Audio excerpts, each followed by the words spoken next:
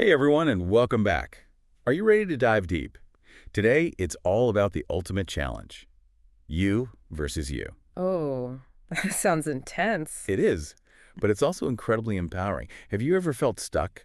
Like you're comparing yourself to everyone else instead of focusing on your own growth? Oh, yeah, all the time. Social media makes that so easy to do. It really does.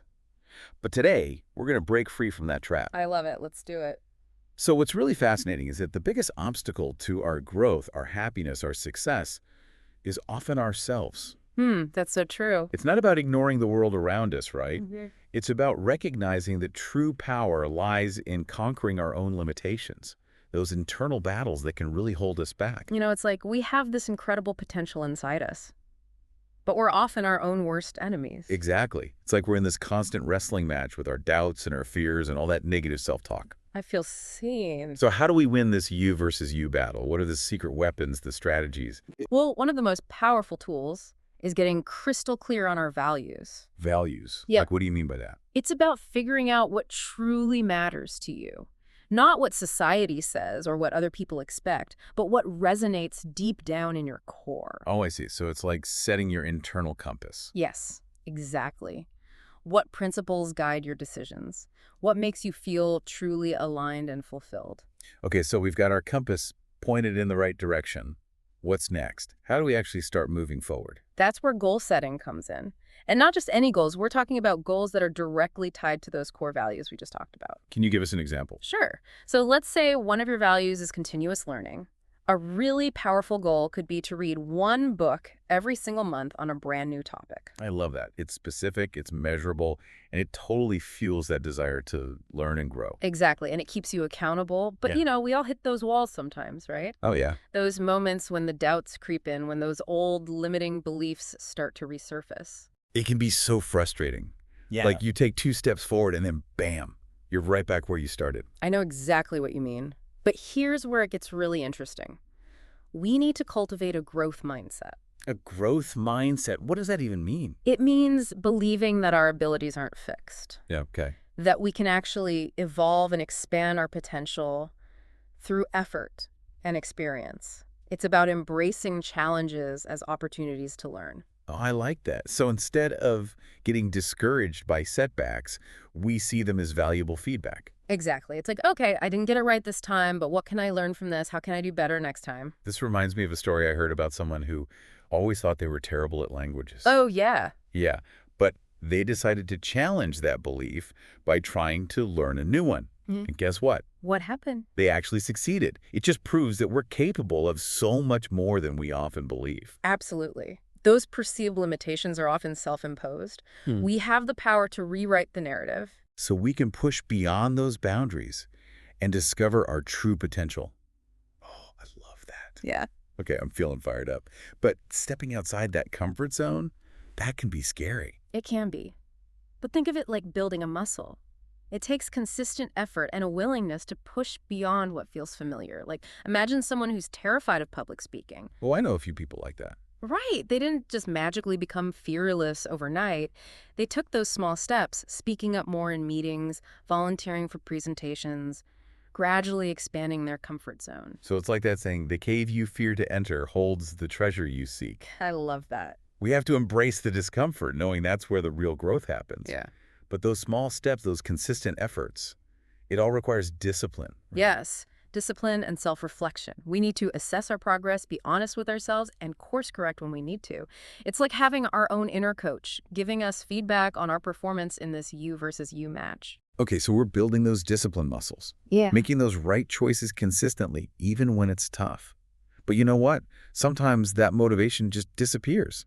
It happens to the best of us. So how do we stay fired up? Yeah. How do we keep pushing forward when we just don't feel like it? That's where gratitude comes in. Gratitude. Yes. Instead of focusing on what we lack, what we haven't achieved yet, shift your attention to what you do have, to how far you've already come. Oh, that's a good point. It's powerful. That sense of gratitude fuels our motivation and reminds us of our strength. I love that. Gratitude is like the fuel that keeps our engine of growth running. Exactly. So, building on that gratitude we were just talking about, let's talk about the company we keep. You mean like surrounding ourselves with positive people? Yeah, exactly. It's like, think about it. The Mm. people we spend time with, the books, we read, the information we consume, it all shapes our mindset. It's true. I've Yeah. never thought about it like that before. It's like we're creating a garden, right? If we're constantly surrounded by negativity or people who doubt us, it's going to be a lot harder to flourish. That makes sense. So it's not about cutting off everyone who disagrees with us, right? Mhm. It's more about being intentional about the energy we allow into our lives. Exactly. We need those different perspectives, those constructive criticisms, but we also need to be mindful of the people who drain our energy or, hold us back. So true. It's about building a support system that encourages us to grow, to step outside those comfort zones. Yes. To become the best versions of ourselves. And speaking of stepping outside our comfort zones, let's talk about failure. Oh, the F word.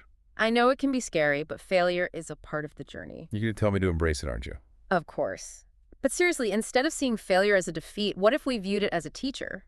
Okay, I like that. Instead of beating ourselves up when we make mistakes, we can ask ourselves, what can I learn from this? How can I do better next time? That's a much more empowering way to look at it. Right. It's like those setbacks are often setups for something greater. They can actually be the catalyst for incredible growth. I love that perspective. But in those moments of setback when we're feeling discouraged, self-forgiveness can be tough. So true. It's easy to get stuck in that cycle of self-blame and regret. Like we just keep replaying those mistakes over and over in our minds. Yeah. And all that does is hold us back. It's like carrying around a heavy weight that prevents us from moving forward. Self-forgiveness is about releasing that weight, acknowledging our mistakes, and then choosing to learn and grow from them. It's like extending that same kindness and understanding to ourselves that we would offer to a loved one. Exactly. Recognizing that we're human, we're going to stumble, but that doesn't diminish our worth or potential. I love that. That this all this talk about growth and resilience makes me wonder, how do we stay focused when things around us are changing so rapidly? Oh, that's a great question. Embrace change. Easier said than done, right? Change can be scary and unpredictable. It can be. But what if instead of seeing it as a threat, we viewed it as an opportunity for growth? Hmm. I've never thought of it that way. Think about it. Our ability to adapt and evolve is one of our greatest strengths. That's true. This makes me think of a colleague of mine who was working at a company that was going through a major digital transformation. Oh, wow. A lot of his colleagues were resistant to the changes, but he decided to embrace them. Good for him. And because he was willing to learn and adapt, he not only kept his job, but he discovered a new passion for technology that opened up all these new career paths for him. That's amazing. So embracing change can lead to these unexpected opportunities, and it reminds us that our capacity for growth is often much greater than we realize. So inspiring. Okay, so talk about values, goals, growth mindset, resilience, embracing change. What else is there? Well, we need to talk about emotional intelligence. Emotional intelligence. What's that? It sounds kind of like a superpower, right? But it's basically the ability to understand and manage our own emotions and also to recognize and influence the emotions of others. Okay, that makes sense. And it's not about suppressing our emotions, Right. it's about understanding them and using them constructively. So much of our behavior is driven by emotions, right? It is. Fear can hold us back, anger can lead us to make impulsive decisions, Okay. and frustration can make us want to just give up. Oh, yeah, totally. Yeah. But when we develop emotional intelligence, we gain the power to choose our reactions. Yes. We respond thoughtfully instead of just reacting impulsively. This is crucial in that you versus you journey. It's like we become the master of our inner world so we can navigate the outer world with more skill and intention. Exactly. And you know what can really enhance our emotional intelligence? What's that? Curiosity. Curiosity. Yeah, that childlike wonder, that thirst for knowledge. It keeps us open to new experiences, new perspectives, new ways of thinking. I love that. And that openness can help us better understand ourselves and others, leading to more empathy and compassion. There was this story I read about a really successful businessman who attributed his continued success to his curiosity. Oh, wow. I love that. He was constantly reading, asking questions, trying new things. And he said, "The day I stopped being curious is the day I stopped growing." That's so powerful. Curiosity really is the fuel for lifelong learning and growth. And speaking of lifelong learning, we also can't forget about mindfulness. Mindfulness. That's a buzzword we hear everywhere. Yeah. What does it actually mean in this you versus you context? It's about being fully present in the moment, aware of our thoughts and feelings without judgment. So instead of dwelling on the past or worrying of the future, we're bringing our attention to right here, right now. Yes, exactly. It helps us break free from those mental loops and focus our energy on what we can actually control, our thoughts, our actions, our responses in this moment. And by bringing that awareness to our inner world, we can start to identify those patterns, those habits, those thought processes that might be holding us back, It's like mindfulness gives us the tools to become the observers of our own minds. which then allows us to make conscious changes. Beautifully put. It's about cultivating that inner awareness so we can truly become the architects of our own growth. Wow, this deep dive into you versus you has been incredible. I don't know about you, but I'm feeling super energized by all these strategies. Me too.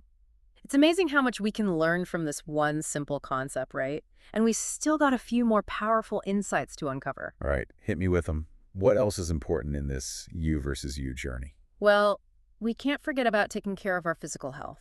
Oh, right. Our minds and bodies are totally connected. If we neglect our physical well-being, it's going to affect our mental and emotional state too. Exactly. Things like regular exercise, a balanced diet, getting enough sleep, and managing stress, those are all essential for overall growth. It's like laying a strong foundation. It's about those consistent, sustainable choices that support our well-being, listening to our bodies. And speaking of thriving, we need to talk about resilience. Resilience, huh?